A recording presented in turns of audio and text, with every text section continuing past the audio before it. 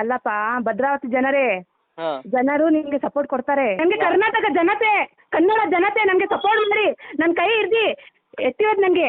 ಅಕಸ್ಮಾತಾಗಿ ನೀನು ಈ ಥರ ಹೇಳ್ತಾ ಇದೀಯ ಅಂತ ನಾನು ಒಂದು ರೀಲ್ ಈ ಥರ ಬಿಟ್ಟು ಹಾಕಿದ್ರೆ ನಿನ್ಗೆ ಬಿಡ್ತಾರ ಆ ಜನರು?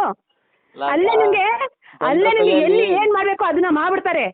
ನೋಡ್ರಿ, ಇನ್ಮೇಲಿಂದ ನಾನು ರೇಷ್ಮಾ ಮತ್ತು ಕಟಪ್ಪನಿಗೆ ಟ್ರೋಲ್ ಮಾಡೋಕ್ಕೆ ಹೋಗಲ್ಲ.